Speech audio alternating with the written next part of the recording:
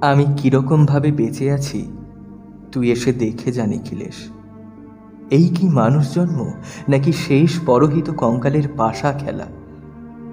প্রতি সন্ধেবেলা আমার বুকের মধ্যে হাওয়া ঘুরে ওঠে, হৃদয়কে অবহেলা করে রক্ত।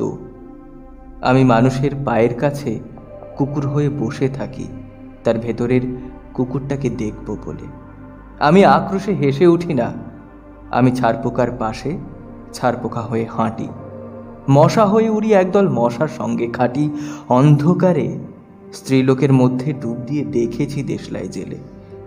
উগায়ে আমার কোনো ঘর বাড়ি নেই। আমি স্বপ্নের মধ্যে বাবুদের বাড়ির ছেলে সেজে গেছি রঙ্গালয়। পরাগের মতো ফু দিয়ে উড়িয়েছি দৃশ্যলোক। ঘামে ছিল না এমন গন্ধ হোক যাতে ক্রোধে জ্বলে উঠতে পারো। নিখিলেশ, তুই একে কি বলবি? আমি শোবার ঘরে নিজের দুই হাত পেরেকে বিঁধে দেখতে চেয়েছিলাম যিশুর কষ্ট খুব বেশি ছিল কিনা। আমি ফুলের পাশে ফুল হয়ে ফুটে দেখেছি, তাকে ভালোবাসতে পারি না। আমি ফুলের পাশে ফুল হয়ে ফুটে দেখেছি, তাকে ভালোবাসতে পারি না। আমি কপাল থেকে ঘামের মতন মুছে নিয়েছি পিতামহের নাম।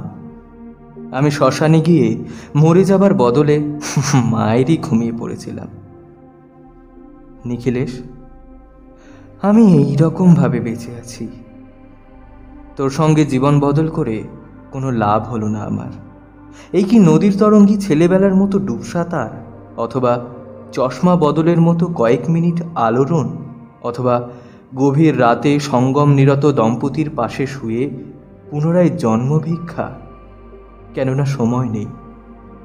আমার ঘরের দেওয়ালে চুন ভাঙা দাগটিও বড় প্রিয়। মৃত গাছটির পাশে উত্তরের হাওয়ায় কিছুটা মায়া লেগে ভুল নাম ভুল স্বপ্ন থেকে বাইরে এসে দেখি ওই পোকায় খেয়ে গেছে চিঠির বান্ডিল। তবুও অক্লেশে হলুদকে হলুদ বলে ডাকতে পারি। আমি সর্বস্ব বন্ধক দিয়ে একবার একটি মুহূর্ত চেয়েছিলাম, একটি ব্যক্তিগত জিরো আয়তার।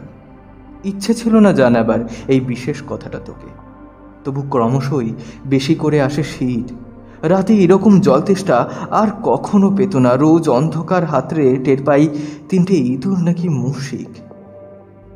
তাহলে কি প্রতীক্ষায় আছে অদূরেই সংস্কৃত শ্লোক? পাপ ও দুঃখের কথা ছাড়া আর এই অবেলায় কিছুই মনে পড়ে না। আমার পূজা ও নারী হত্যার ভেতরে বেজে ওঠে সাইরেন। নিজের দুই হাত যখন নিজেদের ইচ্ছে মতো কাজ করে তখন মনে হয় ওরা সত্যিকারের।